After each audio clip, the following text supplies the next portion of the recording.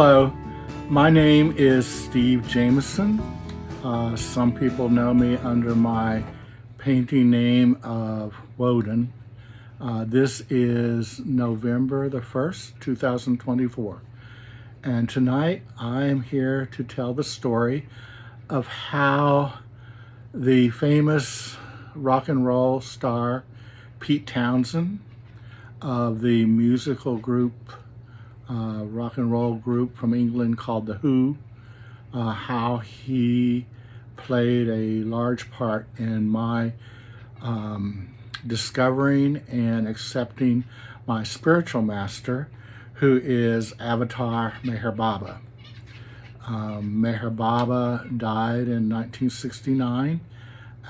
He told us when he was alive that he is the reincarnation of such spiritual leaders as Jesus, Buddha, Muhammad, Krishna, Rama, Zoroaster, and millions more before that. So here I am to tell the story of how Pete Townshend played a large part in my coming to Meher Baba. Pete doesn't know this story. After I produce this video, I will try to get a copy of it in his hands. I know a few people who know him who might be able to help me forward this. This story, I have notes on my paper here so I can remember everything. This story starts, I think it was the summer of 1970. It was the summer after my junior year in high school. I knew by then that I was gay. I was attracted to men. But in those days, in a small town in Kentucky, you didn't dare let anyone know. It would have been really difficult for you. So I wasn't telling anyone. I had a best friend that I had recently met, and he and I hung out together a lot. In fact, a whole group formed around our friendship. That was one of the most amazing, dynamic groups of people that ever went to our high school. People heard about it for years later and were jealous if they weren't part of it. So I was hanging out with him a lot. Now, he had become friends with another guy. This other guy I had a terrible crush on. I would just stare at him because he was so beautiful. He had the longest eyelashes anybody ever had. Just everything about him, his whole essence, his looks, his sweet personality, everything was amazing to me. But I would never, ever have tried to become his friend because I would not want the romantic tension of being around him and not being able to have a romantic relationship with him. And so I wouldn't have done anything. I wouldn't have gone anywhere near him. So my best friend became friends with him for a while. And so this one night in the summer of 1970 probably, we were riding around our small town in central Kentucky. And this other guy, his name is Mike, we were riding in his car. He had a beautiful, romantic, baby blue, convertible Thunderbird. And he was driving. My best friend was in the front seat next to him, in the passenger seat in the front, and I was in the back behind my friend.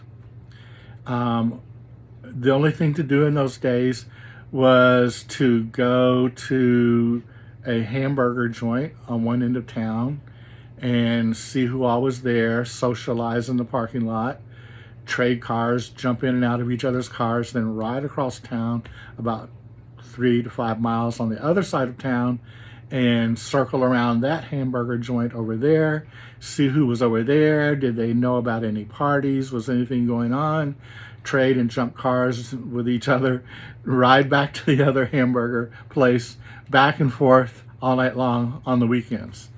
And that's what we were doing. It was a beautiful summer evening, as I remember. The weather was very pleasant. It was very enjoyable riding in this baby blue convertible Thunderbird.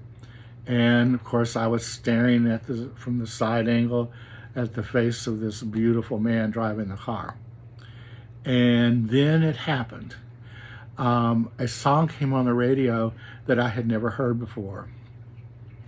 I didn't know the name of it. I had never heard the words. I had never heard the music. This was the very first time I had heard of it. And it happened to be The Who, Pete Townshend's group, playing the song See Me, Feel Me, Hear Me, Touch Me, I think is the name of it. The amazing thing was my reaction to this song. It was electric. I felt like I was going to explode out of my body. I could feel electricity running up and down and up and down my body. I was having chills like crazy.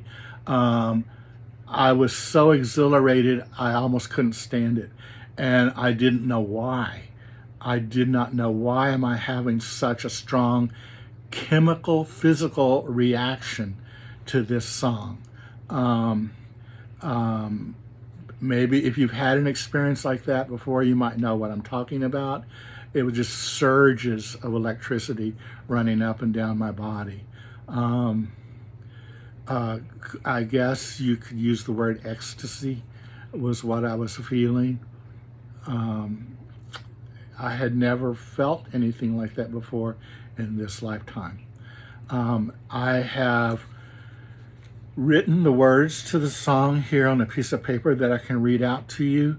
I think, I don't know if I can insert part of that song into this video because there might be copyright issues with that. So instead of that, you can look it up on the internet, but I will read the words here now so you can hear what the words were about. Okay, here we go. See me, feel me, touch me, heal me. Listening to you, I get the music. Gazing at you, I get the heat. Following you, I climb the mountain. I get excitement at your feet. Right behind you, I see the millions. On you, I see the glory. I tend to cry when I speak this. On you, I see the glory. From you, I get opinion. From you, I get the story. Listening to you, I get the music. Gazing at you, I feel the heat. Following you, I climb the mountain. I get excitement at your feet. Right behind you, I see the millions. On you, I see the glory. From you, I get opinion. From you, I get the story. Now, why was I having such a strong reaction to that song? Such a strong physical, chemical reaction? As the story unfolds, you will hear several years later that song came back into my life. And my theory is that we're taught there is no such thing as time or space. Everything is in the now. So years in the future, when I heard that song again, my life and my mind were more prepared for Mayor Baba. And years later, when I heard it again, I was experimenting with LSD at the time, which can take you into very interesting altered states of consciousness. Maybe it takes you on the different planes of spirituality. I'm not sure. But the physical chemical reaction I was hearing the first time I heard it, and it didn't make any sense to me why I was feeling so strong. Even the words didn't seem that meaningful to me. I didn't understand what they meant. So I think my physical body, living in the now, was already aligned with several years in the future, and knew what this song would mean to me at that time. Maybe this will mean more to you when we get to that point in the story. Then I'll try to explain it very clearly. So we can jump ahead now. I graduated high school and went to the University of Kentucky, about 80 miles away. This was during the hippie era, just the tail end of it. So I was having a lot of fun exploring the hippie generation. When I went to college, things that I couldn't do in the small town that I grew up in, meeting interesting new people who were in tune with the spiritual unfolding of the time through the hippie generation. And also I met other gay people at the university. We had a gay liberation organization, and I met my first boyfriend. And and then I met quite a few other gay people then. I want to say a little bit about my feeling about the hippie generation. I've probably said this in other videos. This is very important to me. Some people don't appreciate the hippie generation and see the aspect of it that might have been dirty, irresponsible, freeloaders, have a negative opinion. That makes me sad, because I felt that what was happening at that time was probably the greatest thing that's ever happened in the history of the universe. It wasn't just a phase or a stage of a genre of music. There was something way beyond humanity that was being released. Meher Baba dropped his body in January 31st, 1969. Only a few weeks later was the Woodstock Festival, the great and famous Woodstock Music Festival in the summer of '69. I felt that what was happening with the hippie generation was that these young people were picking up on the spirit of Meher Baba. He had just left the physical body. He had just gone from the physical body on earth into spirit. And I feel that he dropped a bit of his essence on the earth as he left. And the young people at that time were ready and in a psychological state to feel it. And I feel very strongly it was him. It was his spirit. You may have heard about the time when he was Krishna dancing with his gopis. That's how the hippie generation felt to me.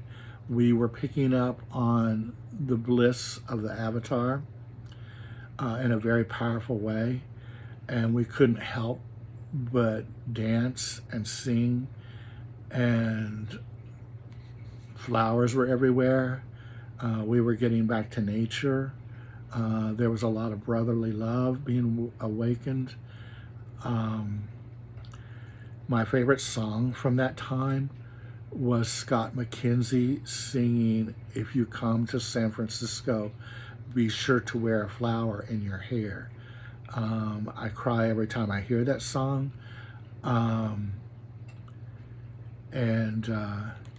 It turns out, the hippie movement was centered in San Francisco. And it turns out that Mayor Baba told us that he had been on the coast of California in a previous incarnation, and that land around that area had been spiritually prepared for this spiritual awakening.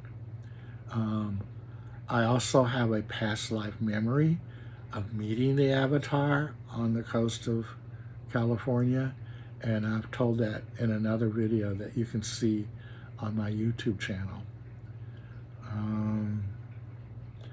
So that was a wonderful time of spiritual awakening and very wonderful in my life. So to get back to the Pete Townshend story, I had met a few people in Lexington, Kentucky at the university who had been telling me about Meher Baba. I had seen a card with his photograph on it that interested me. There was a quote where he said, "Live more and more in the present, which is ever beautiful and stretches away beyond the limits of the past and the future." That message appealed to me. I may have even read one of his books a bit.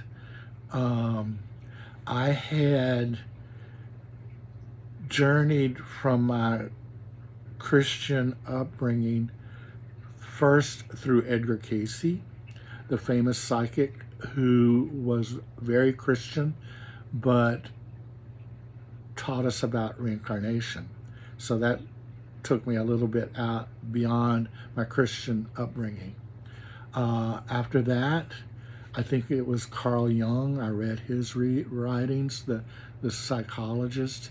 Then I read books about the life and lessons of Ouspensky and Gurdjieff.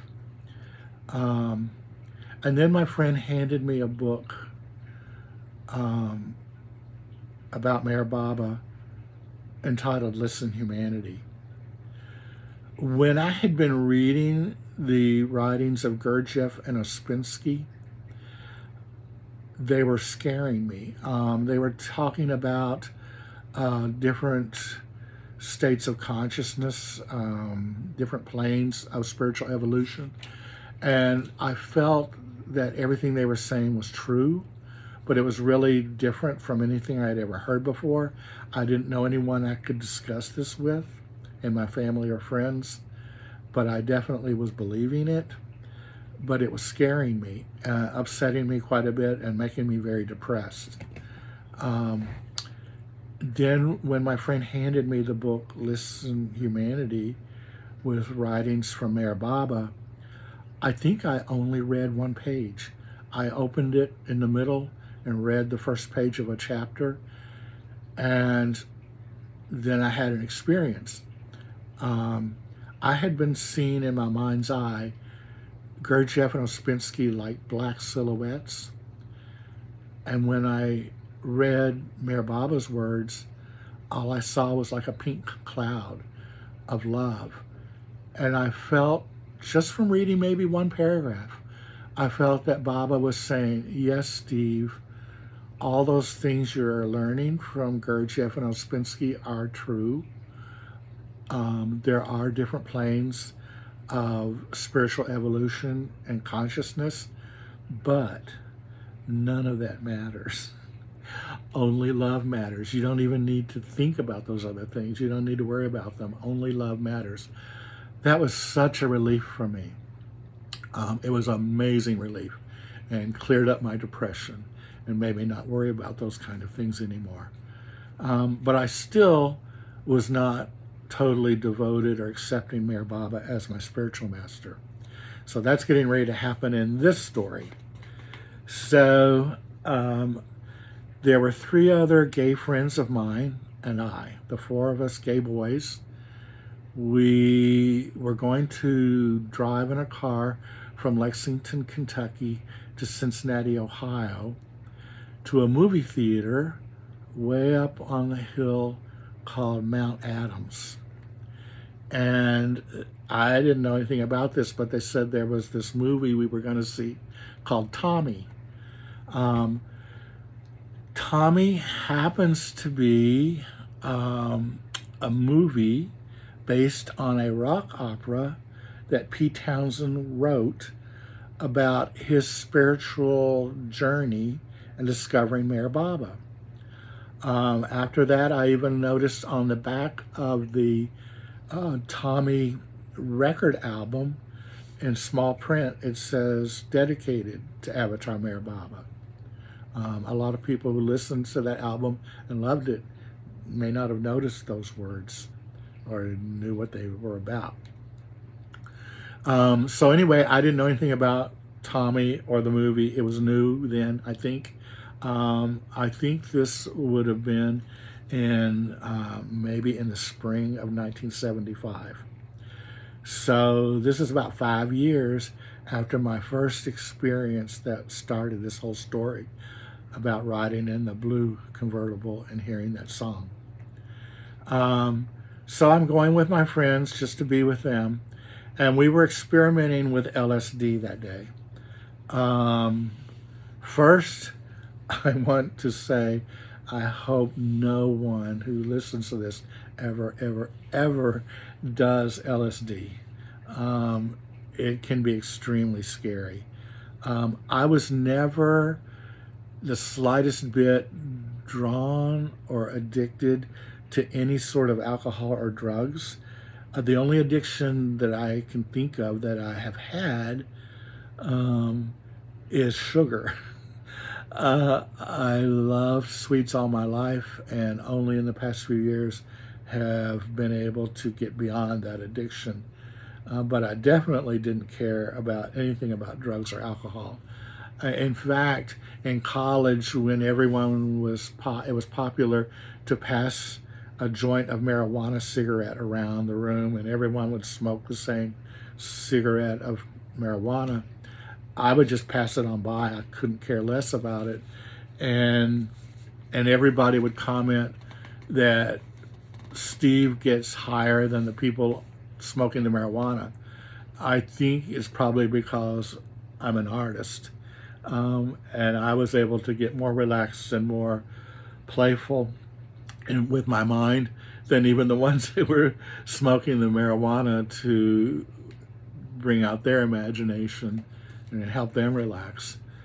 But I did experiment with LSD a few times just because I was curious to find out what it was all about.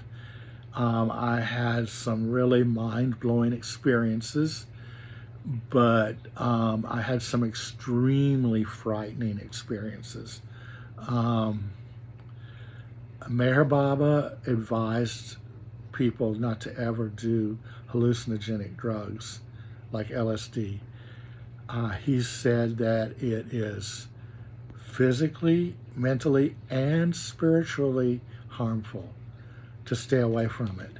He did say that for a very few sincere spiritual seekers, it did help awaken them spiritually. But it's not necessary, it's harmful, and it doesn't help most people, so stay away from it. Now, it's interesting that he said for a few sincere spiritual seekers, it does awaken them to the spiritual path, because there is a science, I guess it's related to astrology maybe.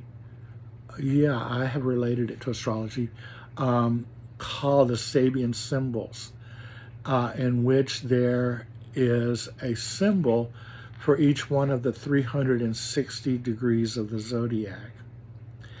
And in modern era, there was a man who updated the symbols to modern American symbolism in English that we can understand.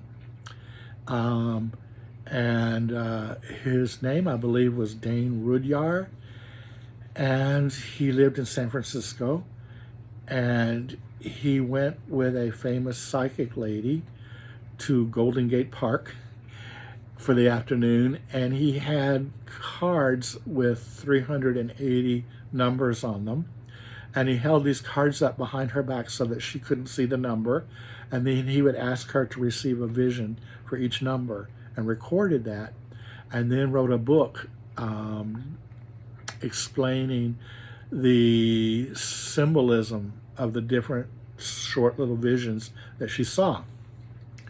And I've been told that when Mayor Baba was in San Francisco, he visited Dane Rudyard's house, probably him in person. I should check my source on that. You might look into it, but I think that's kind of interesting. And so I've studied that book, and one thing you can do is relate each one of the 360 symbols to the zodiac degree on which each of your planets in your astrological chart fall. And each one of mine are very interesting. They're very interesting for everyone. If you would look at the symbol for the placement of each of your planets, it's very, very interesting how it describes your personality. So there is one degree, I think it's my planet Pluto in Leo, and it is the vision that the psychic saw was intoxicated baby chickens have gotten into some fermented grain that they ate, and they got drunk, they got intoxicated accidentally, and they thought they could fly. So these little baby chickens were trying to fly, which they couldn't do. And the explanation of that symbolism is premature spiritual awakening. So that's a big part of the story that I'm telling you here, because here I am getting a spiritual awakening, watching the movie Tommy while I'm doing LSD. So a little extra part of that story. Many years later, before I discovered the Sabian symbols, I started doing paintings of Mayor Baba, and I think it was the second or third painting that I ever did of him. I knew nothing about the Sabian symbols or the chickens, but I drew a painting that is now famous of Mayor Baba sitting on a stool in a pasture under a tree, and he's playing with hundreds of baby chickens, and he's tossing them up in the air, and they're tumbling and falling all around him, falling in his lap and falling on the floor, and he's picking up and playing with them. And these little baby chickens are all different colors. When I was a little boy, I used to love how they would dye the baby chickens different velvety colors with their velvety fur, and I would keep them as pets that we would have at Easter time. So again, here's Mayor Baba playing with baby chickens that are tossing and flying and can't fly and falling all over the place. And that is another intuitive thing that came from my subconscious of an intoxicated baby chickens trying to fly, premature spiritual awakening. But Baba's having fun with them, so no problem.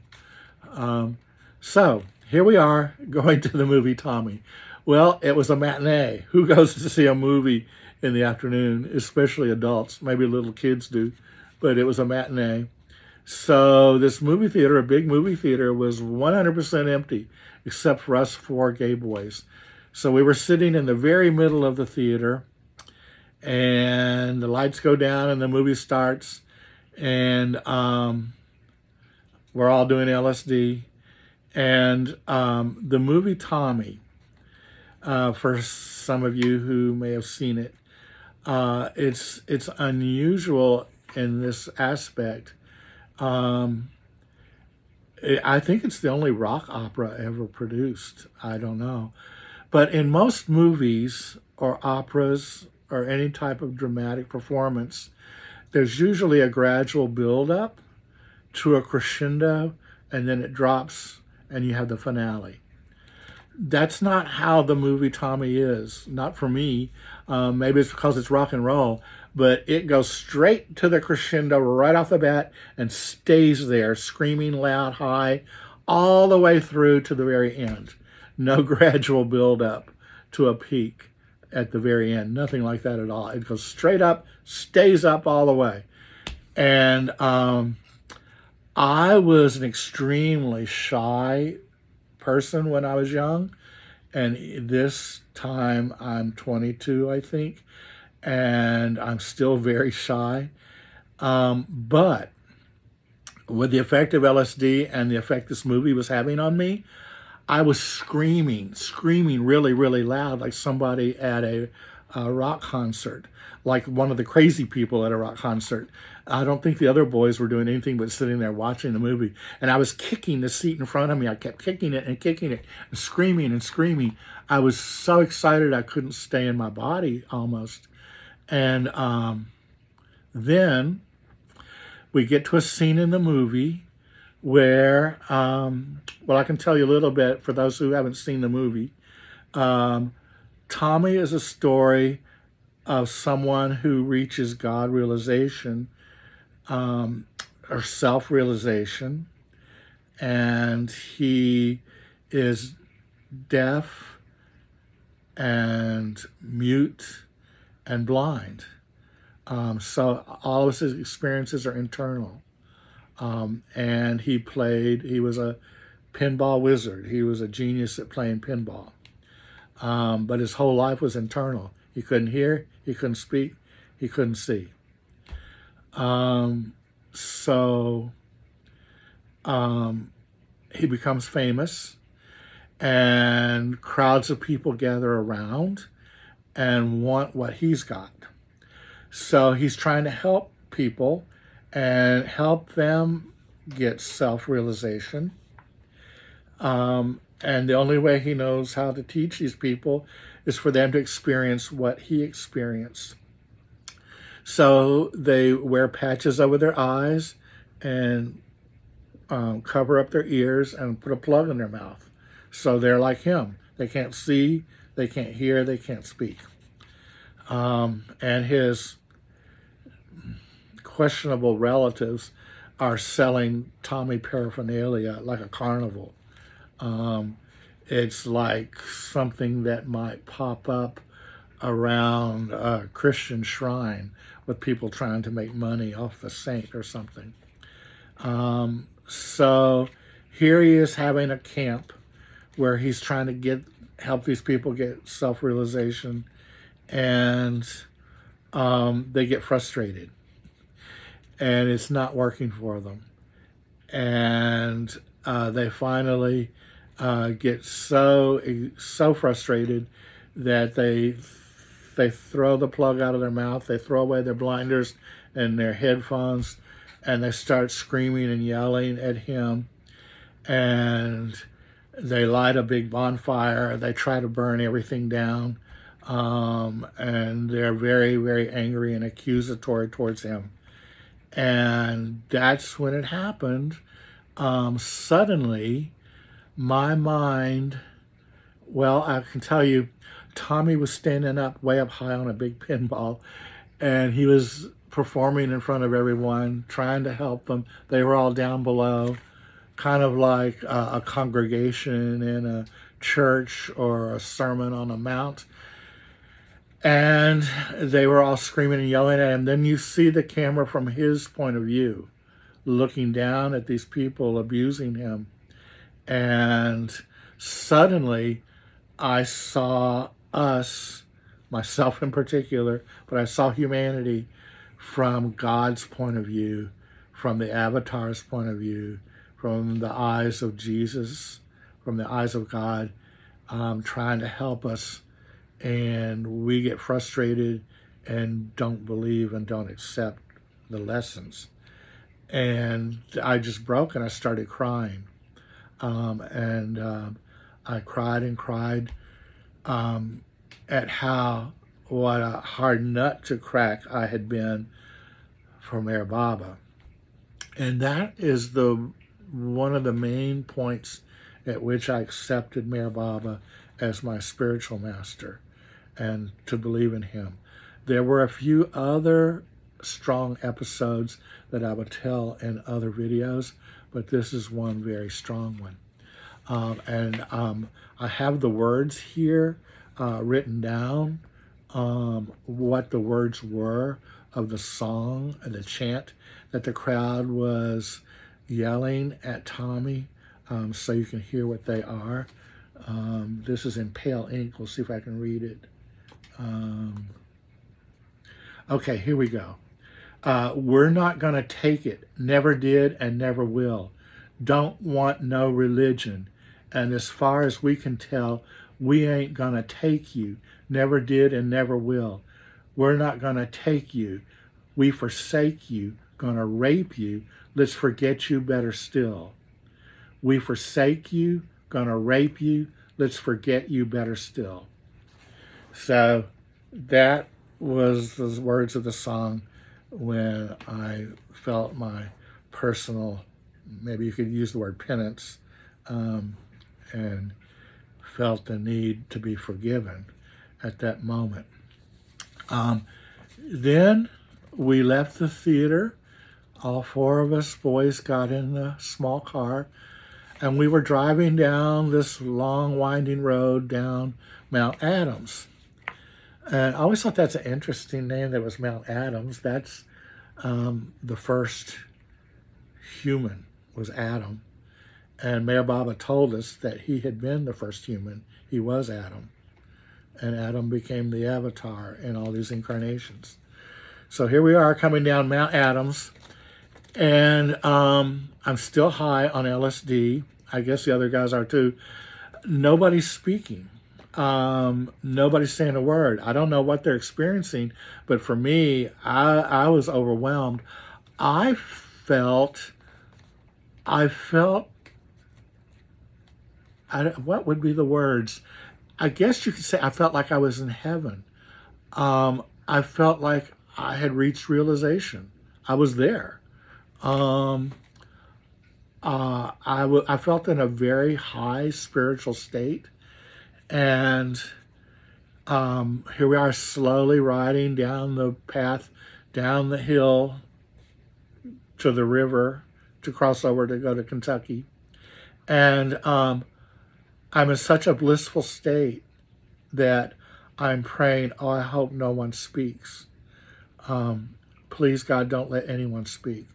If someone speaks, that will shatter and break this reality and bring us into the dream illusion again. Baba taught us that, I didn't know that much about Baba's teachings then. This is just how I felt at the moment. But it's what Baba teaches us, that this world we're living in is not real. It's a dream. And we're dreaming in time and space. So he calls it duality. The world of hot and cold, rich and poor, man and woman, old and young. Without opposites, there would not be an illusion. There would be only one, which is what he says is reality. So there I was in the feeling of oneness, and I'm thinking, oh, please, please don't anyone speak. I was afraid that someone in the group would not be spiritually strong enough to sustain the silence, and they just wouldn't be able to stay there, that high level, and they would just have to break it and say a word. And if they did, then that one word would break it and crack the oneness and bring us back into the illusion where I didn't want to go. The illusion felt like hell. I didn't want to go there. And sure enough, after some time, someone said one word. And I thought, oh my God, no, no, please no. And then I knew that would lead to another person saying something because they just couldn't stand the tension of the silence. And sure enough, someone else said a word. And heaven started to disappear. It just broke like a broken glass or broken mirror. And we just started coming down, down, down the hill, down from heaven, down into the illusion, down into hell. And pretty soon the chatter began and there was conversation and it was all destroyed. That beautiful feeling of bliss was all totally destroyed because they couldn't sustain the tension of it. Or for them it was tension. For me it was amazing. It was wonderful. So let's see, what part of the story comes next?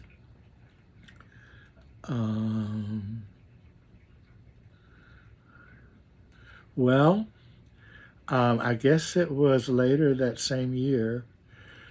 I know the exact date. It was my birthday, May the 6th, 1975, my 22nd birthday. And I went with my friends to the Maher Spiritual Center for the very first time in Myrtle Beach, South Carolina, where I now live. And the Spiritual Center is a couple of miles down the road from my home. But this was the first time that I came. And I came with, there was 5 of us in a Volkswagen Beetle driving over the mountains into South Carolina. And they wanted to come because of Mayor Baba. But I wanted to come to see the ocean for the first time. I didn't know or have all that much interest with Baba yet. In fact, I can tell you, when I first started hearing about Baba from these friends, there was 2 main friends, a woman and a guy. And he was the head psychiatrist on an experimental ward at Eastern State Mental Hospital in Lexington. And she was the social worker on that ward. And this was like you can probably see in a scary old movie about a horrible, horrible state-run mental institution that was extremely big and scary and locked up and dirty and full of dirty inmates and just pure hell. That's what this was. But somehow he had talked this place into having an experimental ward where the inmates, I guess that's what you would call them, they weren't locked up. There was no matron walking around with a big ring full of keys locking people up like the other wards. They were free to roam about over the whole ward. And he was very much into organic food. So they ate all organic food and an all raw food diet. They didn't even cook their food on this ward. Even their granola wasn't baked. It was raw familia that they would prepare. And they had a greenhouse with a garden where they could heal themselves by working with plants and walking on the soil. And every Friday night, they had a little party. And sometimes they would invite guests. And sometimes I was invited to go to their Friday night party on this experimental ward. And at this party, after everyone ate, there would be a dance. So they would clear out the main hall and they played records of songs about Mayor Baba. And there was a big colorized photo of Baba framed up high on the wall. It was a big photograph, maybe at least 18-inch by 24-inch, but probably even bigger, maybe 2 foot by 3 foot, up high on the wall. And the way these mental patients danced was that they all just walked around in a big circle. I remember they walked counterclockwise in a big circle, and they were all just kind of hanging like zombies, half dead, like they didn't even know where they were or what they were doing, and they were just following each other around in this long line around a circle. And I remember one of them, a really crazy character that was often on the streets of Lexington and then in the mental hospital and back on the streets. And he came up to me and he opened the lapel to his jacket, and there was a Mayor Baba button hidden under the lapel. So they were dancing in front of Mayor Baba, they were playing Mayor Baba records and walking in this circle. And all this time, I thought it was a joke. Actually, I thought Mayor Baba was one of the mental patients. And they said he was God, but I thought it was all a joke. I didn't believe it. I didn't even think they believed it. It was just, they were making fun, I thought. I thought this for a year or two.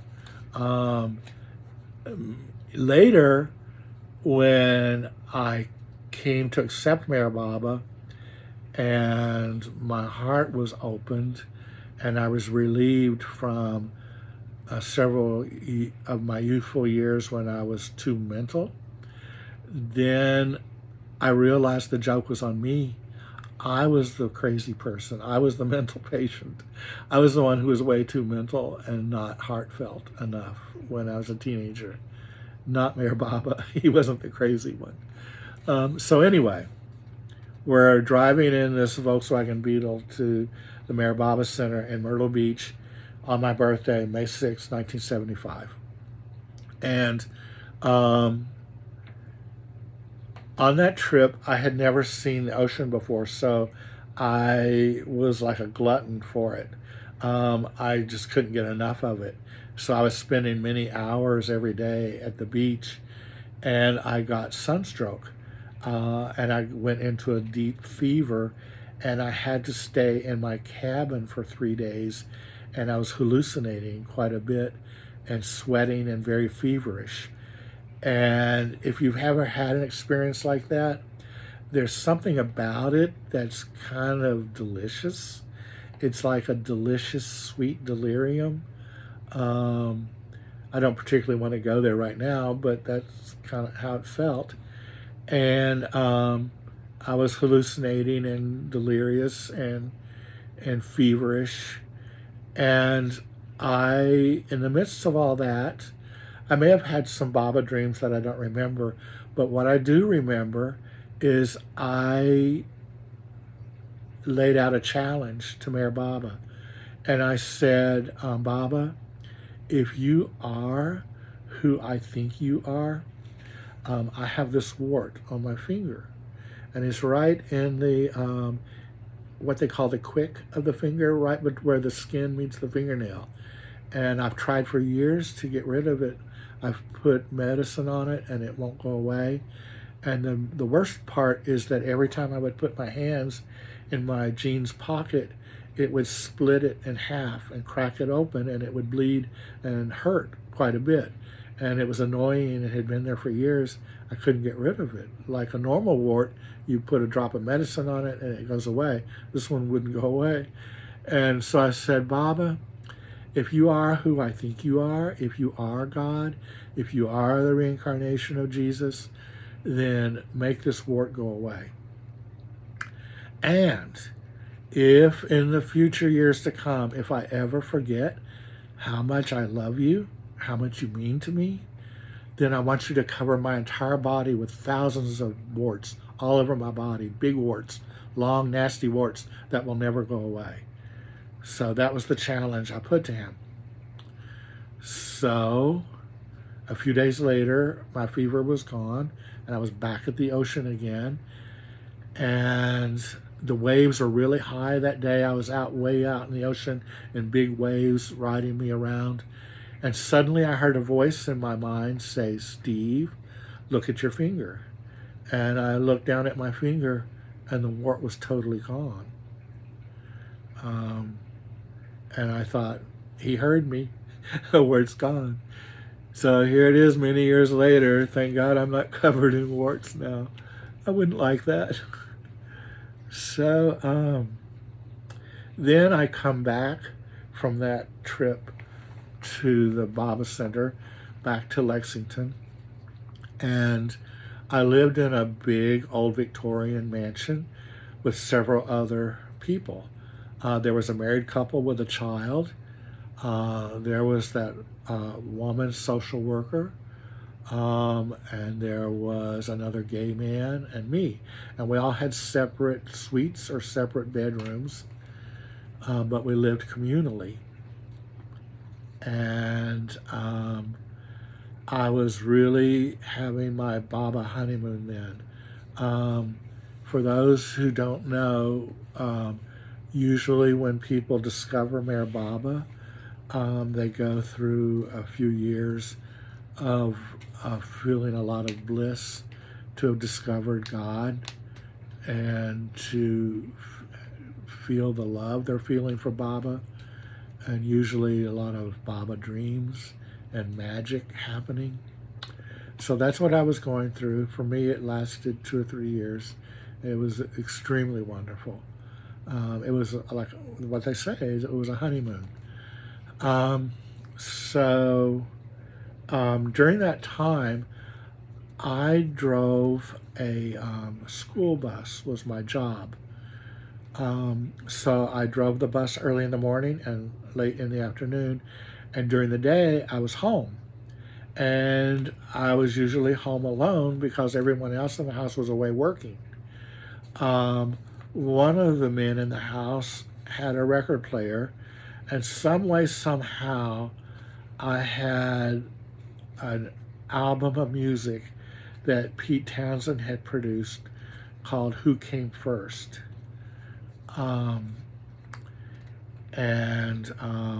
Maybe that was the only album he ever produced specifically with Baba music, I don't know. But I would go into that guy's bedroom. He was very messy. He had an alcohol problem. So I enjoyed making up his bed for him and making his room nice. And then I would sit in a rocking chair. I've always loved rocking chairs. So I would sit in the rocking chair and I would put that album, 33 RPM album, on the record player and play Pete Townshend's album, Who Came First.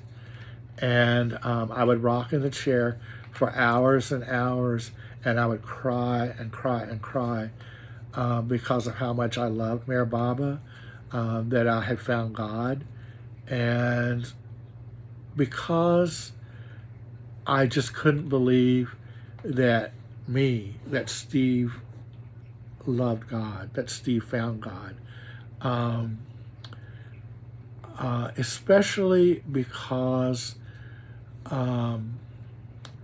my father was very upset when he found out that I'm gay.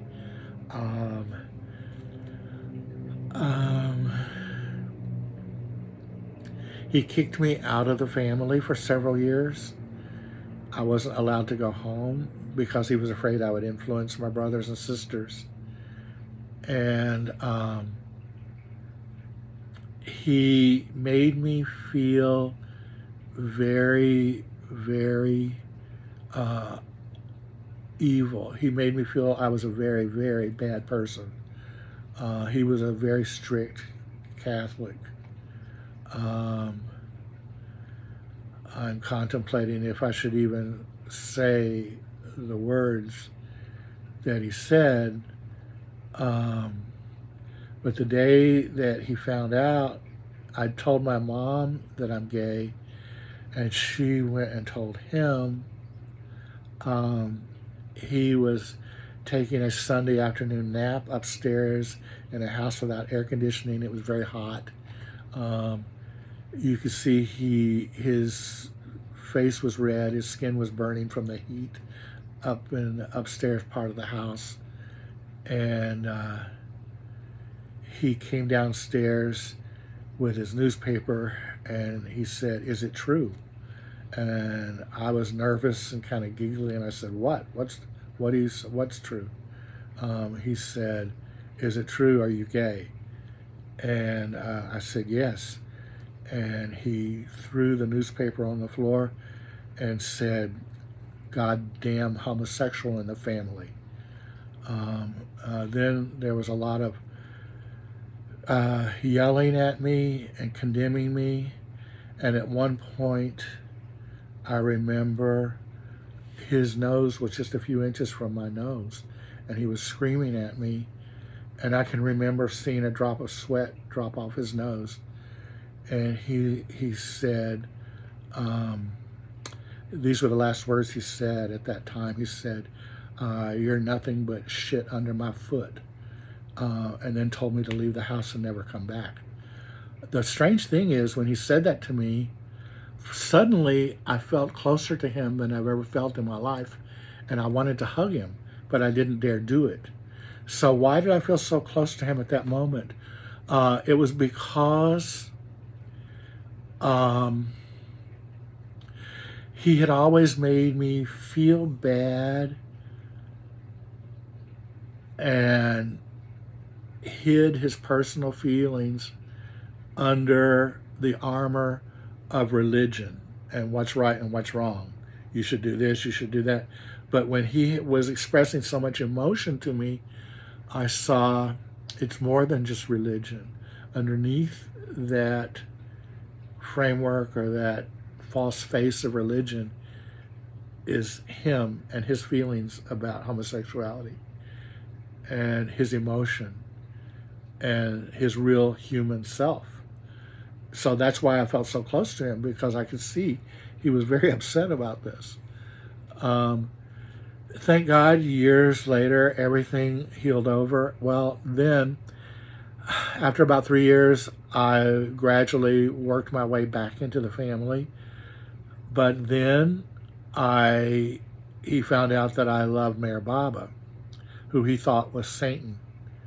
So again, I had to be kicked out of the family so that the younger children wouldn't be influenced by me. As for 3 more years, I was out of the family. But eventually all that cleared up, and I went home and had a very wonderful relationship with him for the rest of our lives. We shared a lot in common. We're both Tauruses. We both love American history. We both love nature. We both love arts and crafts. So we love family history. So there was a lot we had in common, and became really good friends. In his later years, when he got Parkinson's, even though he was shaking and trembling from Parkinson's disease, there were at least 3 different occasions I can remember where we painted together, and I taught him some painting, oil on canvas paintings, which he patiently went through, even though he was shaking. He was a very patient man, actually, and a very, very good man. I tell everyone, if you ever saw the TV show Mayberry with Andy Griffith, well, the town I grew up in was Mayberry, and my father was Andy Griffith. There's never been another human on earth that was more like Andy Griffith. At his funeral, hundreds of people came, Boy Scouts, people he had lent money from his bank to build their homes, so many people from the church, so many people who admired him. He was one of the best men in town.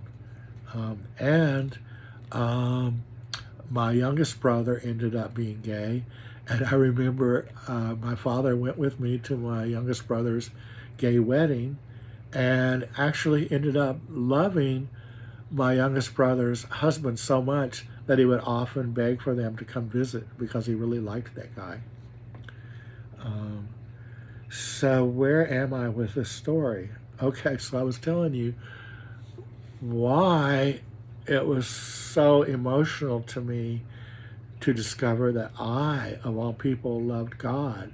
I thought I was evil. My father had influenced me to think that I was. And to find out that me, of all people, that I'm the one who found God, that I love God, that I truly, sincerely, it means so much to me with all my heart. and I was just overwhelmed with it. So I would sit in that rocker for hours every day and listen to Pete Townshend's album, Who Came First. And I would cry and cry and cry. The songs meant so much to me at that time. And I've written down some of the words to some of the songs on the album that I can read to you. This is probably the main song from the album.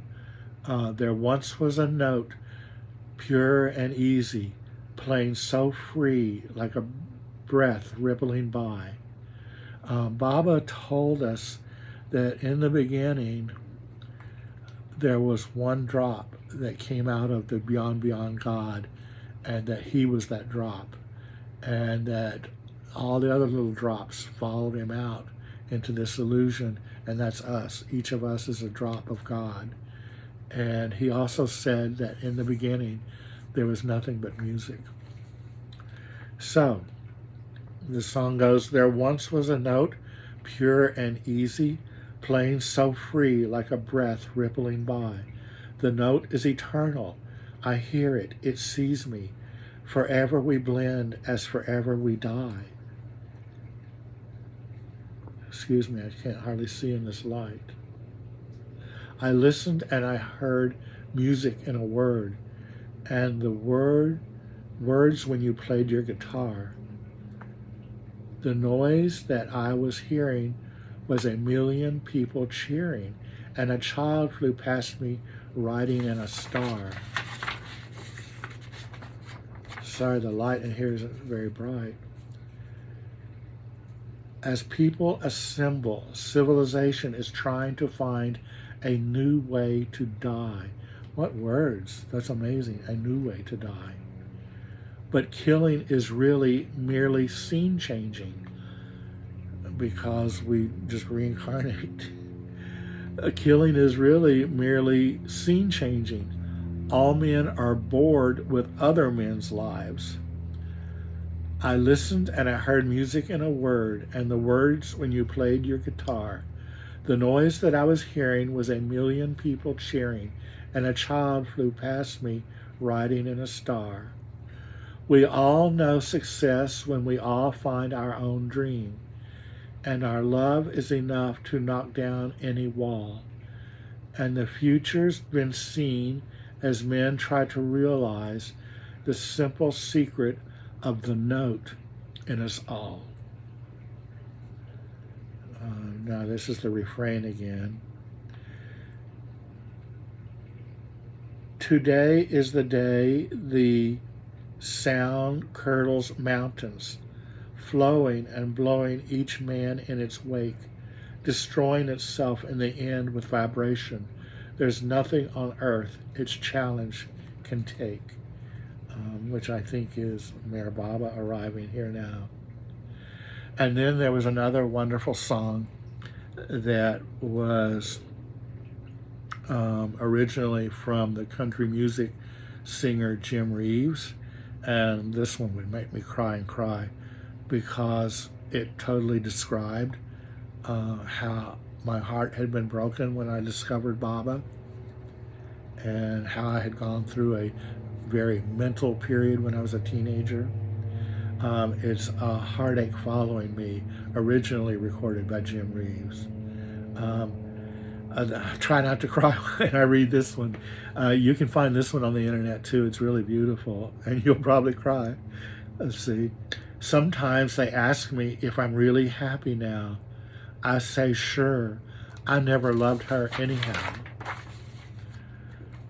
But inside, I long for you and the way it used.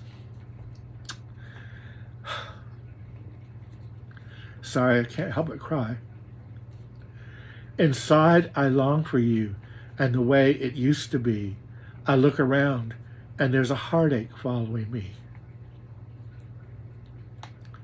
I always say that I'm really glad you're gone.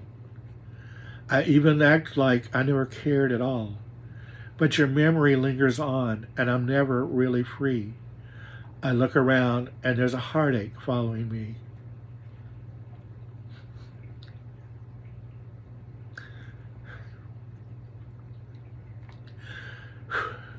I pawned my ring and everything that tied me to the past. I say I never loved you, never meant for it to last.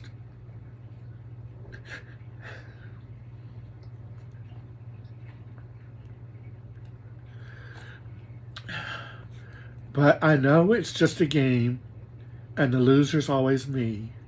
I look around, and there's a heartache following me. Let's see. No wonder I can't read. I forgot to put my glasses on. So, then I told you I went through my Baba honeymoon phase for a few years, and I was having many, many dreams of Mayor Baba.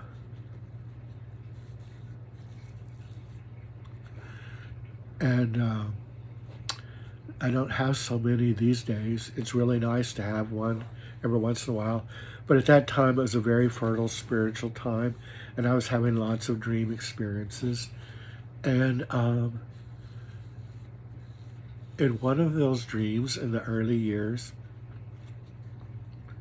in one dream, I was living in Buckingham Palace. And it didn't feel the least bit unusual.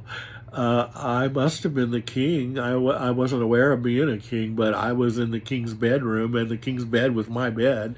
And it didn't feel the least bit odd or strange in any way. I might tell a little story here about Buckingham Palace. Baba's closest female disciple told a friend of mine who told me this, and I've heard it from other sources, that one of the avatar, one of Mayor Baba's minor incarnations, and usually in a minor incarnation, even he usually doesn't know that he's God. So in one of his minor incarnations, right before being Mayor Baba, he was the husband of Queen Victoria. He was Prince Albert. And he ruled the entire world through her because he was her personal advisor. So he lived in Buckingham Palace, where my dream took place. And interesting things I can add to that is that the king and queen had, or I guess he wasn't called king, he was Prince Albert and Queen Victoria. They had a personal chef who was from India. And when that chef retired, he went to live in Ahmednagar, India, which is where Mayor Baba, near where he had his ashram. But this was years before Mayor Baba was born. Mayor Baba was born in 1894. So decades before that, this man went to Ahmednagar. And as he was older, he was recognized as a Muslim saint. And before he died, he told his followers where he wanted to be buried. And it was way out of town in the middle of nowhere. And they said, why do you want to be buried here? No one will ever come to your tomb. And he said, oh, but in the future, a very great saint will come and his tomb will be near here. So now when followers of Mayor Baba go to visit his original ashram outside of Ahmednagar, India, in Maharashtra state, there is Mayor Baba's tomb near his original ashram, and at the foot of the hill, Baba's tomb is up on the hill. At the foot of the hill, near a pilgrim center where pilgrims visit, is that saint's tomb. I guess he was a Muslim saint. The tomb is very small and humble, but it's all painted green, the color of Islam. So isn't it interesting that he was the chef for Prince Albert? even maybe Prince Albert didn't know that he was the Avatar, maybe.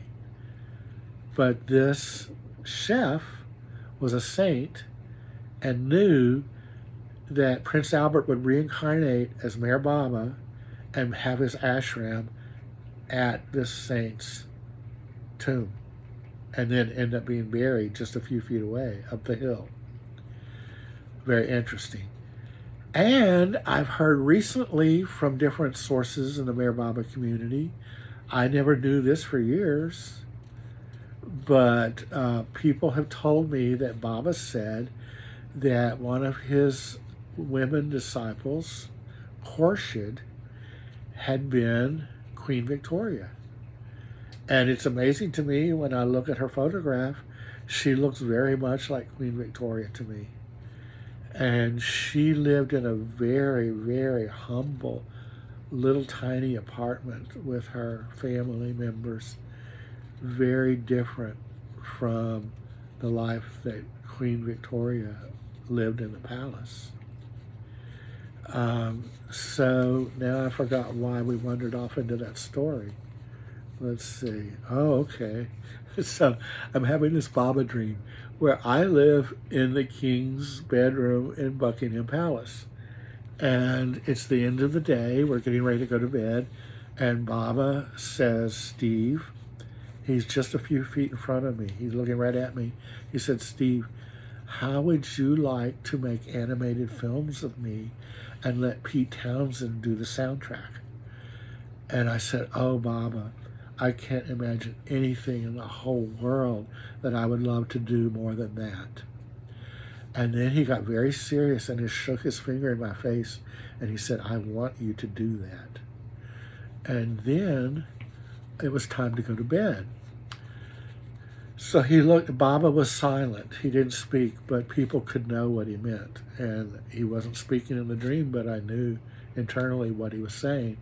And he nodded to the king's bed and told me to go get in the king's bed to sleep.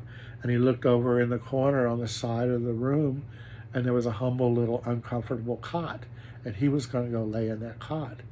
And I thought, no, this isn't right. This isn't appropriate. You're God. You should be in the king's bed. I should be in the cot. And he let me know internally, no, the Avatar is the servant. He's the one who takes you to self-realization.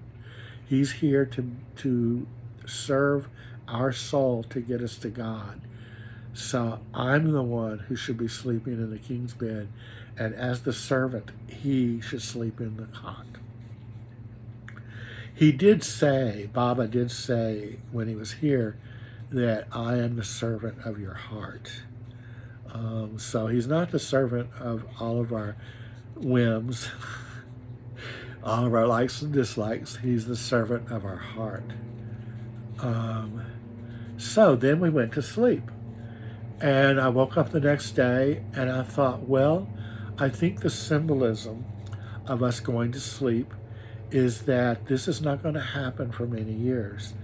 This order from him to make these animated films with Pete Townshend doing the music is not to happen for many, many years, and it's to go to sleep. And then, let's see, it wasn't too long after that, a year or two maybe. Actually, I know when it was. Let's see. It was in the summer of 1977. I had moved to live in Myrtle Beach for the first time. I only lived here for a few months, then went back to Kentucky for about 5 years, and then moved here permanently in '83. But this was the summer of 1975. I was so, oh my gosh, it was so awesome living in a semi-tropical region, palm trees. It was so different from Kentucky, living next to the ocean. I was living with a few other young men in the Baba community. We were sharing the upstairs of a house. It was just a wonderful time, and meeting new Baba lovers here, living that far away from my family for the first time. It was very exotic for me. So At that time, I sat down one day and wrote a letter to Pete Townshend and it told him about this dream. And I might have included a sketch or two, if anything. Um, and I knew someone in the Baba community, a woman who's a singer, who knew his address. So I mailed this package to him, and I never heard back from him. I don't know if he even got the package. I did hear a story once. There was a problem that he has, that he's so famous that many people in the Baba community uh, are drawn to him because of his fame. And so that's a problem in life if too many people that you don't even know are drawn to you because of your fame. So I did hear a story, I don't know how or where, or if it's even true, that a young Baba couple approached him to help them with a project. And I think I heard that he said to them, well, you have your projects and I have mine. Um, and I don't know if that's true, but I can imagine that would be a very diplomatic and wise thing for him to say. I wouldn't like to be in such an uncomfortable position. So maybe that's how my package landed with him. I don't know. But the funny thing is, at that time, I knew of myself and thought of myself as an artist, but I hadn't done any artwork yet. I hadn't drawn Mayor Baba. I hadn't painted Mayor Baba. I hadn't done anything. So I had nothing to present to him. He knew nothing about me. He knew nothing about my work. And so since that time, as the years developed, I developed a style, a very unique style of illustrating Mayor Baba. Most of the people who do Baba's image seem to approach it with a feeling of religious reverence, and they end up painting him in the style that you would expect how artists over the centuries have painted Jesus. Very beautiful paintings, nothing new, just Jesus in a different body, same style artwork.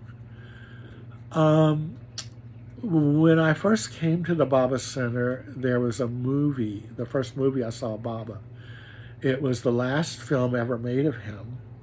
He was at Amra and Dara's wedding on his disciple Mara's porch at their house, and he was in a wheelchair, and his twin nephews, who were young boys but really big guys, big Zoroastrian Parsi guys, and I think they were wearing white shirts and black pants and maybe a black tie. They were dressed for the wedding, and there was one other guy with them, maybe another cousin, I don't know.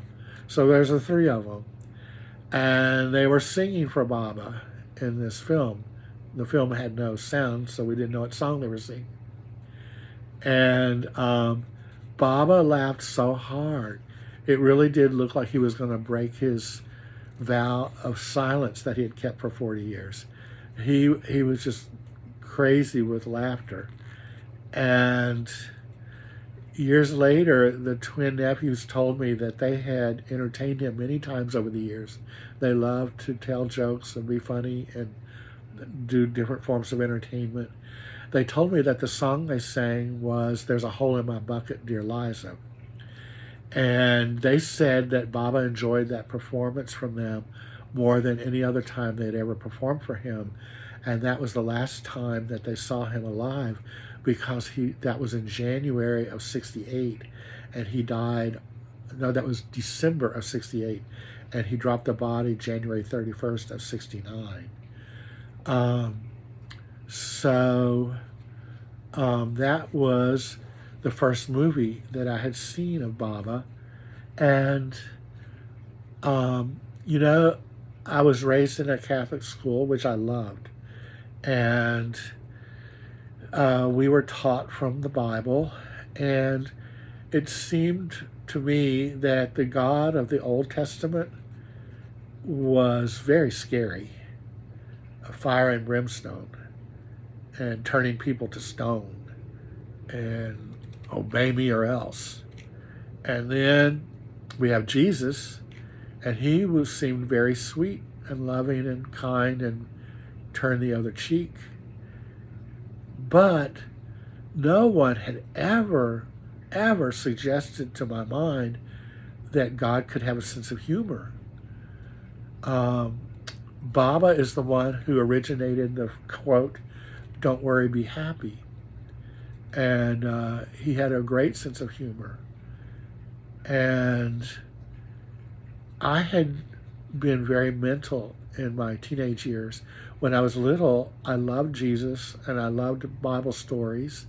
But as a teenager, I questioned things, and I questioned some of the priests in the church. And I didn't feel I wanted to belong to the church anymore. I wanted to learn more outside of what we were being taught in the religion. And I became atheist for several years when I was a teenager. And I wasn't smart enough to realize that I could still love Jesus and not go to the Catholic Church. So I threw the baby out with the bathwater. So when I came to accept Mayor Baba, then I realized, yes, I do love Jesus. I love him very much. And I'm happy to be back. And I thought about all the other people in the world who may be atheistic as I was for a few years. And there's a tendency to think of atheists as bad people, sinners or something. But I think no. I think atheists are actually very sincere, honest people. They're in an unhappy mental situation, but they're sincere people to think enough about it that they've decided they don't believe in God. So I thought, well, how can I help people like that? And so I decided I want to do paintings of showing Mayor Baba's humor. In fact, that's what I want to do for the rest of my life. I made that decision when I was 22 years old that I wanted to spend my life illustrating Mayor Baba's humor. So my artwork of him is very unique, kind of irreverent. When the public first saw some of my paintings, I took them to a gathering called the Southeast Gathering in the United States in Toccoa, Georgia, where Baba lovers would meet once a year for the weekend. And I took some paintings from Lexington, Kentucky, and put them on display there. They were very large paintings, filled up the car to transport them. And they were very controversial. Some people didn't like them. And some people were laughing and loving them. There was a big variety of reactions. And I thought, well, I shouldn't have my feelings hurt because I'm trying to be controversial. So I shouldn't be surprised if I have all kinds of reactions if some people don't like these. In fact, that's the value of this artwork, is that they are revolutionary in the spiritual world, and the illustration of an avatar. So that's perfect. Some people should not like them. And then along those lines, when I first had an exhibit of my artwork at the Mayor Baba Spiritual Center in Myrtle Beach, some of the older Baba lovers, people who were members of the board, people who had met Mayor Baba in person, said that they were such horrible paintings, they should not have been allowed to be on display. They should be taken off the wall. They're really bad paintings, very horrible depictions of Baba. So again, I had to be strong enough to withstand some people's initial reactions. That wasn't the major reaction. A lot of people love my artwork. I've sold thousands of art prints over the years, but there were some people in the beginning reacting that way.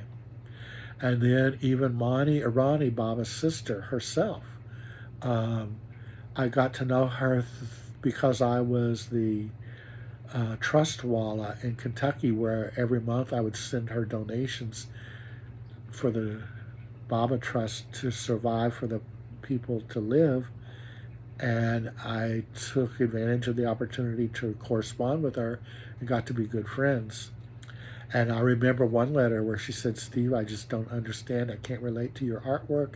I think it must be a generational difference."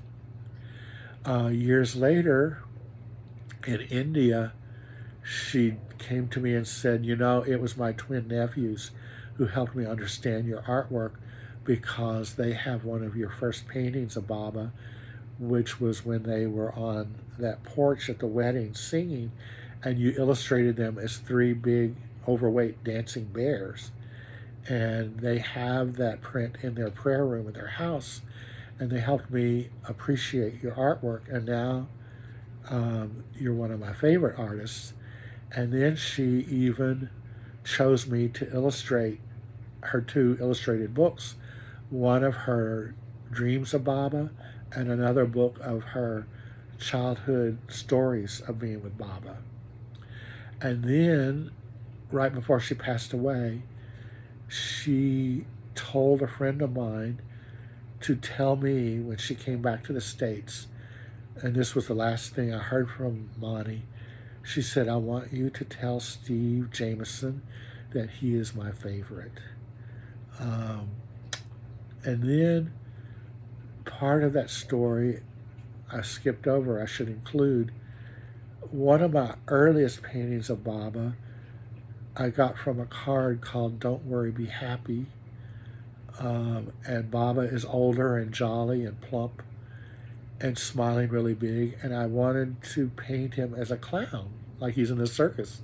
And I put a heart on his forehead and stars on his pink jacket and colorful circus balloons behind him, and exaggerated his Iranian eyebrows, which are already pretty pretty massive eyebrows, but I exaggerated them. And I think I painted his face white like a clown. And I didn't know this till years later, but someone had taken a photograph of that painting and made it into a very large button and wore it on her shirt when she went to India. And Monty saw it and said, "Please don't wear that in India, because I'm afraid Mara will see it, Baba's closest female disciple, Mara. I'm afraid if Mara sees it, it will offend her, so please don't wear that in India." Mara was, her relationship with Baba, and he explained this also, was more romantic. And Mani, her relationship, Baba's little sister Mani, her relationship was more playful. She was more clown-like. So after Mara passed away, then Mani was more free to appreciate my artwork, and then even asked me to illustrate her books. So let's see, I'm in the middle of explaining some of the things that I have done to develop my artwork over the years since that original letter to Pete Townshend. Then I paid $25,000 to a Emmy award-winning videographer in the Baba community to help me produce 2-volume set of semi-animated videos of my artwork with Mayor Baba, with music from a feature film composer and voiceovers. One story is told by Monty, another one by Jane Haynes, who was the director of the Baba Center for a while, and sort of a slight animation of my artwork that was very popular. That was there was a world premiere at the Mayor Baba Center for that movie. And, you know, since I was a little boy, I loved Walt Disney. Every Sunday night, he would introduce his Sunday night program for children. And he was like a kind uncle or grandfather. And he would introduce the animated film of the evening or the children's movie. And I just loved him so much, and I loved his animated films. I just fell in love with the elegance and the beauty of his animation. Back in those days, it was two-dimensional animation. Three-dimensional animation is fine, but 2D is much more elegant. And I wanted to grow up and go work for him. Then as I became a young adult, I thought, I'm so introverted and shy. If I moved to Los Angeles to work for Walt Disney, the type of people who go there are very aggressive people. They want to become movie stars. They want to be famous. They want to be rich. And those kind of people will eat me alive. I'll be like a guppy in a shark tank. And so if I go to Myrtle Beach, I can be near the Baba community and do my artwork there. So here it is, years later. I've produced my first animated film of Baba from my artwork, and it's going to be the world premiere that night at the Baba Center. And I see on the news that morning when I'm getting ready to leave the house, they said, and today Walt Disney Studios is releasing a brand new film called Mighty Ducks 2. Well, the name of my animated film was Life is a Paradox. And there's two little ducks walking under an umbrella in front of Baba. And I got the idea of them from a story from Monty's childhood when she gave Baba a set of salt and pepper shakers that were in the shape of ducks, ceramic ducks. And she was a little girl when she gave them to Baba, and he looked at her as if he'd been waiting for them all his life. And he said, life is a paradox, or life is a paradox, it's not what it seems. And so Monty allowed me to use that as the name of my movie. So when I heard that Disney Studios had just released a movie called Mighty Ducks 2, I got chills all over, and I thought, oh my gosh, God is telling me I made the right decision. When I moved to Myrtle Beach instead of Los Angeles to work for Disney Studios, I went where I was meant to go. I did the right thing. And now I get to be the one to decide what my movies are going to be about rather than slaving away for another studio. So what else are in my notes here?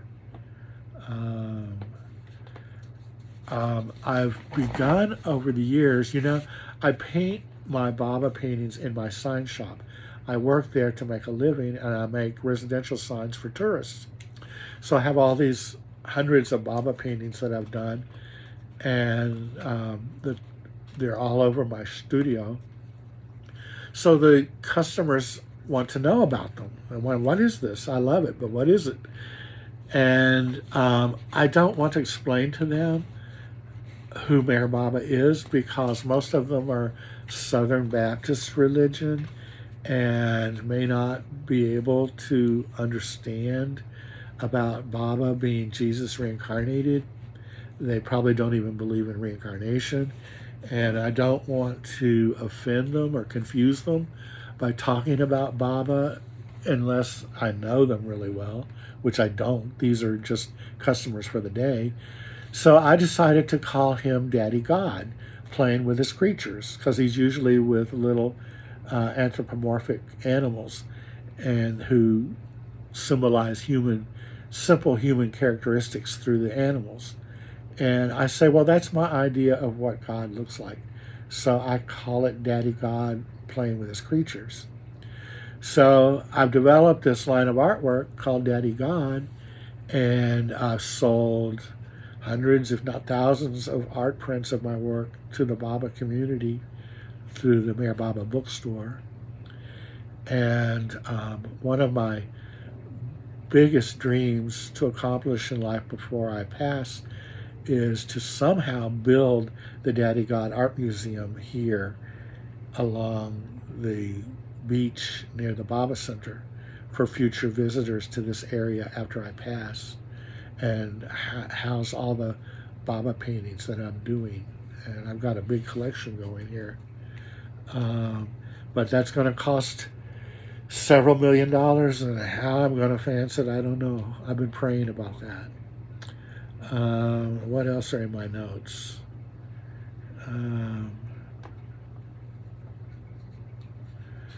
Also, I wanted to mention that in my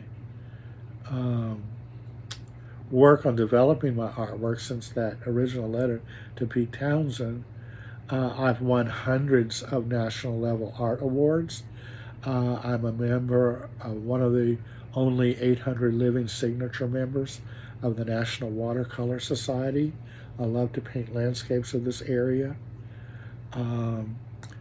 And also in this time, I developed a very close relationship with Murshid Jim Mackay of Baba's spiritual order, Sufism Reoriented. And then after he passed, I was very close with Murshida Carol Connor. I corresponded quite a bit with both of them and met with her several times. And they helped me a lot in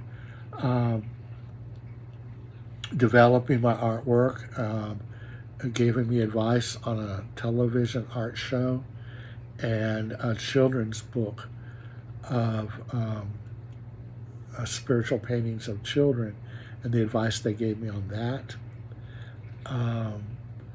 So I benefited from a relationship with both of them.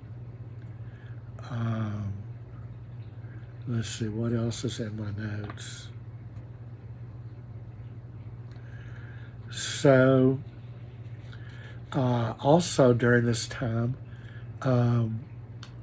very powerful computer programs are available now. So I've begun working on my first fully two-dimensional animated film of Baba. My dream is that there can be several of these movies produced before I pass, and I want them to be full feature length, fully animated in 2 dimensions, like the old Walt Disney style, which is much harder and time consuming than the 3-dimensional animation. It takes a lot of man hours. But now with the computer, we can draw with a stylus and a pad and color on the screen rather than hand painting cells like they used to do in Disney's time. So right now I'm working on a short little sample of what such a film could look like, of Baba's image playing with his creatures. And hopefully it'll be about 3 or 5 minutes long. And I want to present this when it's finished in the next few months to the Baba community to see if I can raise any interest for financing of the movie, because I don't know how that's going to happen, and it could be requiring several animators and a lot of money and a lot of man hours. I've shared this with a few people in the Baba community, and there is some interest from some people to volunteer their time to help with the animation. And there's also been some interest in people who have enough money to pay the animators for their time. We haven't really reached that point yet. At this point, I'm still mostly working alone. But I will show you the current state of that little snippet of animation in this video, and include it here so you can see what I'm talking about. So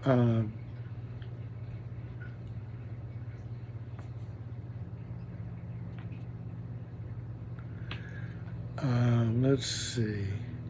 I've also recently produced a children's book. Now with the internet, you can, for years I wanted to do a children's book of my Mayor Baba artwork and tell some stories. But up until recently, you had to pay $20, $30, $40,000 to have several books printed, and then maybe not sell them all, keep them stored in your attic. And now, in the last few years, I've learned how to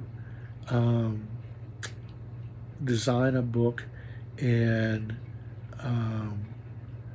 Microsoft Word. It took about 3 years of watching YouTube lessons to learn how to do this, and then I could submit that file with certain parameters to Amazon Kindle books, and they keep that file in the cloud, and no book is printed until someone orders one. And they're very cost effective. They're very inexpensive to be printed, and you don't have to order thousands of books at once. You don't have to order any books until someone buys one, and they pay for that, and then the book is printed and within 3 days shipped to the client. So that's wonderful. Now I'm really enjoying producing Baba's children's books that way, and I've done a children's coloring book from outline drawings of my Baba paintings. Those books you can purchase at my studio if you're in town, or I'm also selling them through the Sheriar bookstore across the street from the Mayer Center in Myrtle Beach.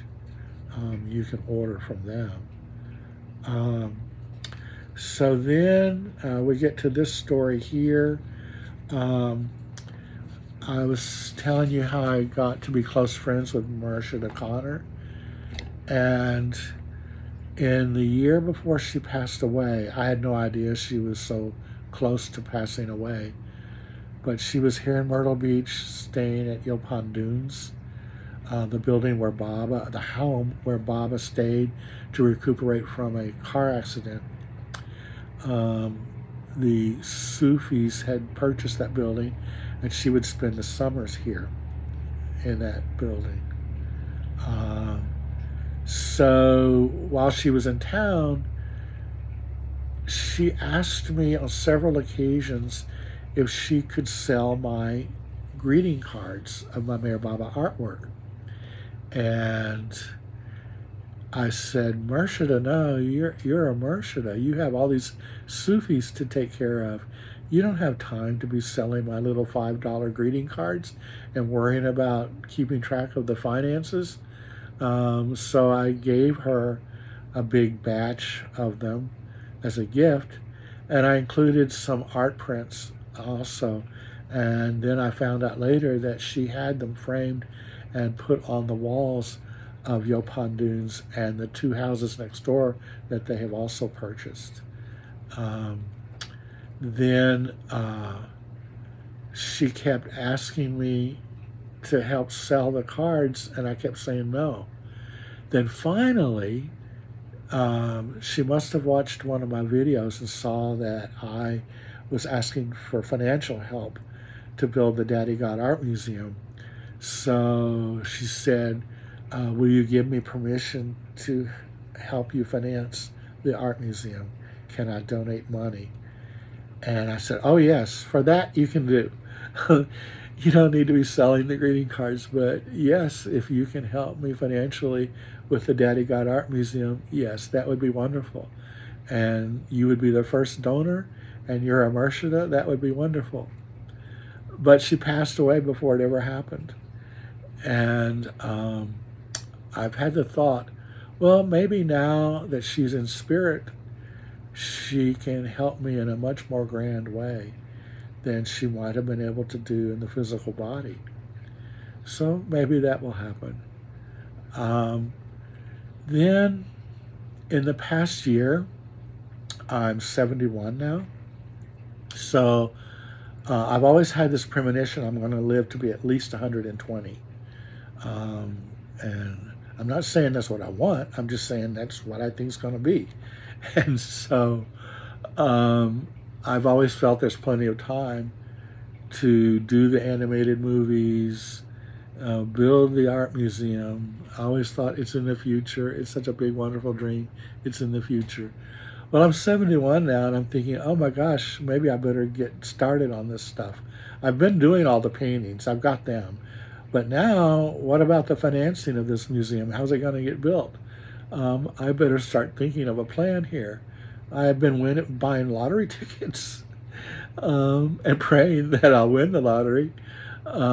So I've been praying to Baba and Mercia Jim and Mercia Connor. I talk to them all the time. I've been praying.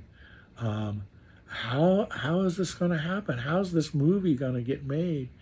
And then suddenly one day, for the first time in years, I remembered the dream where Baba told me to let Pete Townshend do the soundtrack to the animated films. I had totally forgotten that for all these years. But Baba had given me that order, and I had felt that the order would go underground for a long time and then come about later on. And suddenly I remembered, oh, maybe that can happen.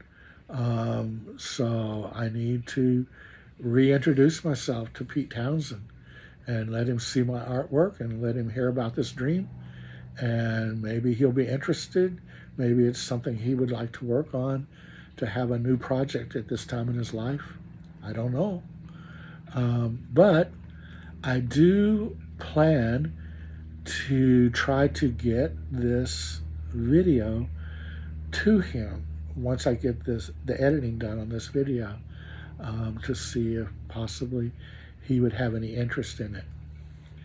And now I just saw my camera is saying I have low battery. I didn't plug in my camera before I started video taping, but I think I'm at the end anyway. Yeah, I think I'm at the end. So I'm going to edit this and put it out for the public on YouTube channel.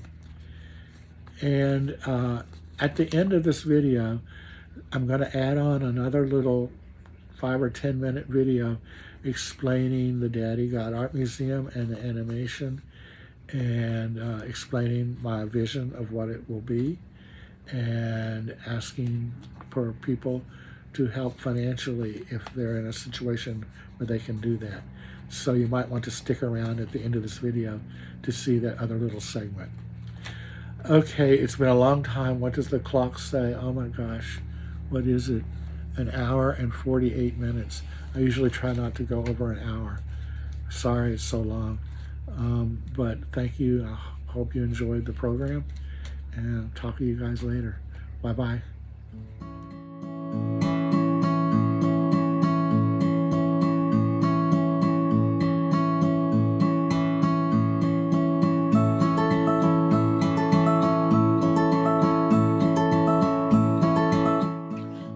So there are a few reasons why I have produced this little sample animation for you. I want to show this to the Mayor Baba community, to show them my vision of feature animated films of Baba that I would like to make, that would be like 2-hour long animated films for the public. At this point, I think it would be a good idea for me to read a little bit of the storyline from the Daddy God Came to Visit children's books that I have published, because this is the storyline that I am thinking would be used in the Daddy God animated movies. The theme would be Daddy God came to visit on Earth to visit all of his creatures. And we go from one segment to another, probably, or possibly there would be some characters who stayed with him all the way through on each of his adventures. But here's one adventure, Daddy God and the Bunnies. All the little bunnies were having so much fun as they ran in the fresh green grass. There were all colors of little flowers in the field. The air was fresh and a little bit cool. Then they saw Daddy God in the distance. They all ran to go see Daddy God sitting in his white wicker chair. They loved Daddy God because he was so nice. Daddy God loved to rub their soft fur with his hands.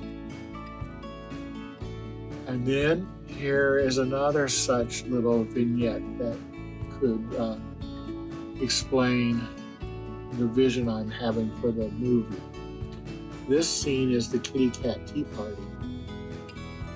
On the edge of town, there lived some little old lady kitty cats. On summer afternoons, after they finished their house chores, they enjoyed tea parties in their flower gardens. One afternoon, Daddy God came strolling down the lane. He joined their little party. They enjoyed all kinds of pretty little cookies and cakes. And they told many interesting stories that made them laugh and laugh. You could hear their happy laughter all over the neighborhood. With this film, I'm thinking that I might inspire people who might like to work and donate their time on the production, people who might be able to be paid for their time. And then there needs to be financial backing. This can be extremely expensive.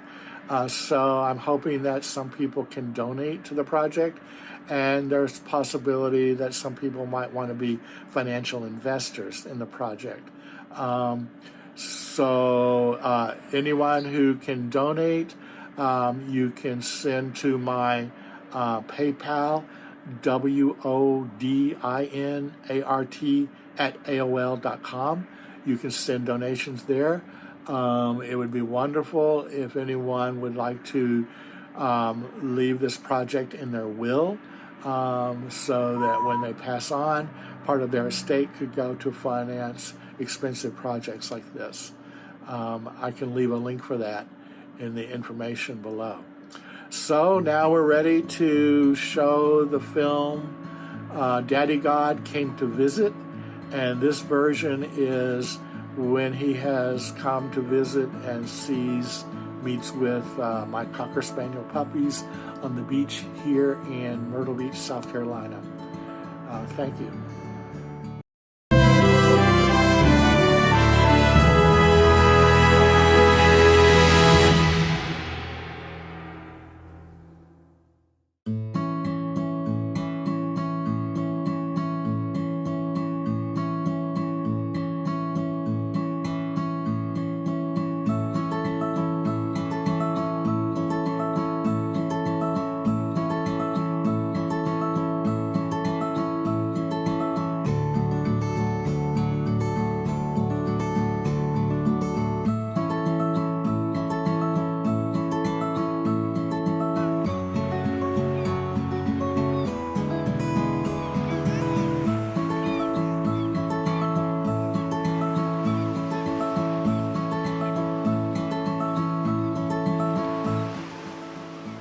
It was a wonderful sunny day at the beach.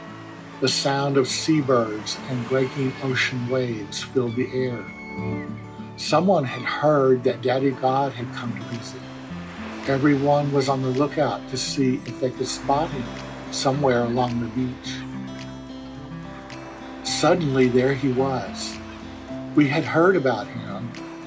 We had seen photos and movies of him, but we had never seen him before.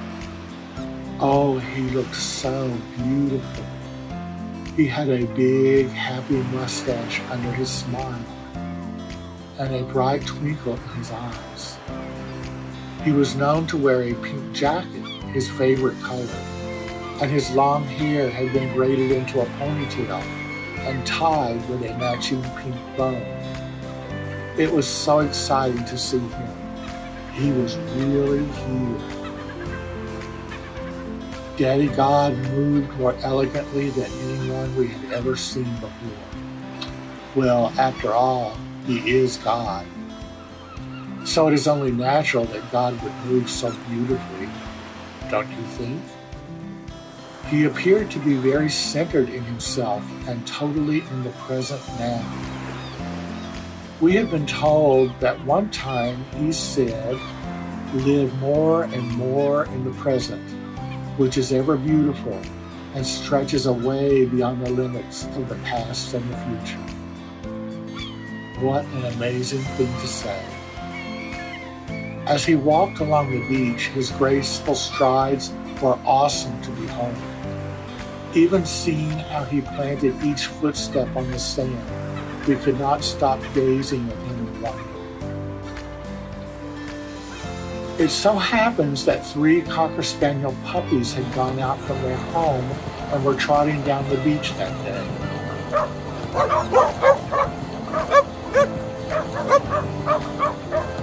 They were enjoying the scent of the fresh, soft air and pleasant ocean breeze in their fur. They often went for excursions on the beach almost every day. The oldest and firstborn of the Cocker puppies was Peter Puppy.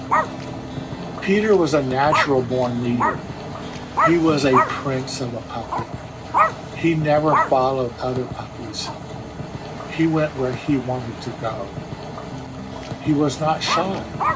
He loved to come up to greet everyone everywhere he went with a wagging tail of excitement and lots of wet kisses. Peter was such an amazing athlete that he could dribble a soccer ball at full speed on his shoulder blade. And he sometimes caught birds flying in the air with his teeth. He was amazing. After Peter Puppy, Spooky was the second puppy to be born.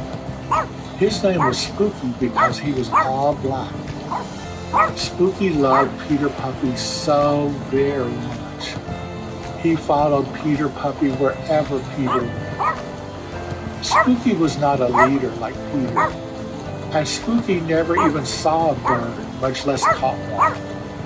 But Spooky was so happy just to follow his big brother Peter wherever Peter went.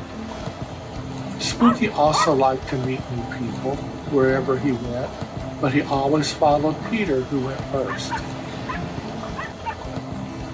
Little Molly was the third Cocker puppy to be born into their little family. She was called Little Molly because she was much smaller than her 2 older brothers. She was the only little girl of the family. But don't be fooled by her size. One time, a big dog came to eat from the Cocker's food dishes. He was so big and scary that Peter Puppy and Spooky knew not to tangle with him. But little Molly was not scared of that big dog. She growled and let him know she would attack him if he ate their food. So he went away and let them eat in peace. Little Molly was a very free spirit. She also loved to play Cocker Spaniel and was very good at it. She was such a free spirit that she would never let her owner pick her up or hug her. She would wiggle to get out of his arms. But at night, she loved to snuggle next to her owner on his bed pillow when she was ready to do so on her own terms. At one point, the 3 Cockers saw Daddy God come walking down the beach. He came from far away. They all ran to greet him. They had heard the stories of how loving and kind he was at the beach. Who knew where they would go, or who or what they would see next? Maybe Daddy God would meet up with the baby hippos they had heard about. Or maybe they would find that flock of flamingos they had heard tell of. Daddy God loved to go everywhere and meet up with all his creatures that he had created. And everywhere he went, everyone was so happy to meet him. So that was sure to be an exciting day of adventure.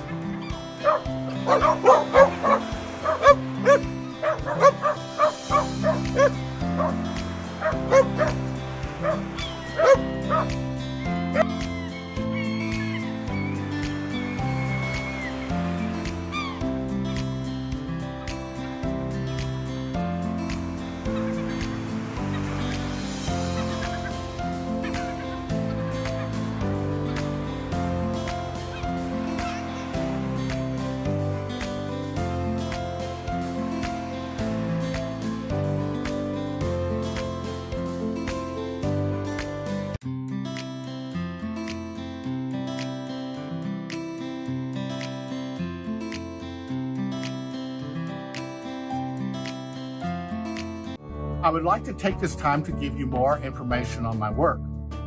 I have a website entitled daddygodartstudio.com. On this website, you can find art prints of my Meher Baba paintings in a very wide range of sizes and prices. There are greeting cards available, and my short story books and art books can be purchased there. I also want to tell you about the planned Daddy God Art Museum. I'm very excited about this project. My main and biggest project for the rest of my life is to build this Daddy God Art Museum to house all my paintings of Meher Baba after I pass on. Here I want to show you some architectural renderings of the planned museum. You can see the main entrance hall that will greet visitors when they first arrive. Here is the art studio where I can paint, edit videos, work on book publishing, and my staff of animators can create. Here is the main common area, a living room-like area, the upper mezzanine with all the paintings of Meher Baba on the walls, the veranda where people can enjoy the outdoors, kitchen and dining area. The architectural plan is for a traditional South Carolina low-country style of a large home that will house the paintings and can be used for public gatherings and possibly even overnight stays. You see, I was an architect major in college. I love architecture, so I plan to enjoy many years designing and building this museum. My vision for the Daddy God Art Museum is for future visitors and pilgrims to this area of the South Carolina coast in the next few hundred years to have a place to stop for a couple of hours to refresh and be inspired by paintings of Meher Baba. We now have 4 places in this area that attract those interested in learning more about Meher Baba. Foremost, we have the Meher Spiritual Center, founded for Meher Baba, where people can stay on retreat and attend programs of movies and speakers on Meher Baba. This center was dedicated and built for Meher Baba, who visited it 3 times in the 1950s. Right across the street from the center is a bookstore selling all books regarding Meher Baba. About 45 minutes south of the center, there's the world-famous Brookgreen Sculpture and Horticulture Gardens, where people can walk in the path of Meher Baba, who visited there one day himself. There is Yaupon Dunes. This is the house where Meher Baba stayed for some time while he was recuperating from a car accident. He had a painful car accident in America that he said was his modern-day crucifixion for this incarnation. Finally, the ultimate destination, or the alternate destination, would be the dream of where the Daddy God Art Museum would be situated south of Meher Center on the road to Charleston. It would be situated with the ocean front on one side and backed by the beautiful local salt marshes on the other. Anyone wanting to visit historic Charleston for the day can stop at the museum for a couple of hours on the drive down. Here I want to show you a few recent paintings that I have created for the museum. I think I have about 30 done so far, but I plan many, many dozens more. These are very elaborate and time-consuming paintings done with oil on canvas in a very large format size of 5 foot by 7 foot. So you can see these are too big for private homes. These paintings are currently being created and housed at my studio, which is just 15 minutes north of Meher Center in North Myrtle Beach, South Carolina. I would like to extend an open invitation to anyone visiting the area to stop by my studio for a short visit, for a cup of chai, and to see the current artwork. Visiting hours are from noon to 6 p.m., and I'm here 7 days a week. Also, here you can see a few of my true life short story books about Meher Baba. These books have been printed and published and are available on Amazon. I'm very excited to tell you about another huge project I'm working on in my studio. I'm very excited about this one, and I think you will be too. With the help of a few animators, I am working on full feature film-length Walt Disney-style animated movies of Meher Baba done in my Woden style of depicting his image. Currently, we are creating a 5-minute presentation sample of what the full-length movie might look like. We plan to use this mini presentation to show our proposed film to the public when we are asking for financial donations to pay the animators. Animation is a very labor-intensive and time-consuming endeavor, and the animation staff must be paid in order to live and be able to afford to work on this project. Finally, I would like to invite anyone who feels inclined to support the vision of the Daddy God Art Museum, as well as the animated movies, to donate financially. It will take a few $1 million in my estimation to build this museum as I envision it, and to finance its operation and maintenance for the next few hundred years. I would also like to suggest that people leave donations for the museum in their will. Information on how you can donate is provided in the section below this video. You can send donations now to my PayPal account, which is wodinart@aol.com. That's WODINART@AOL.com. From time to time, I might set up GoFundMe-style accounts where you can donate, and eventually I will also create a tax-exempt foundation where you can make larger donations that will be tax-free. Thank you so much for watching this video. I apologize for the sound of all the motorcycles out here. It's Bike Week in Myrtle Beach, South Carolina, which happens every May and September, I think, and it gets very loud here then.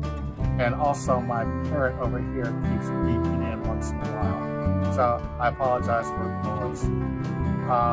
I hope you'll return in the future to see more videos that I intend to create telling more true life, real adventures with Mayor Baba that the world is yet to hear. So, bye-bye for now. See you later. Arr!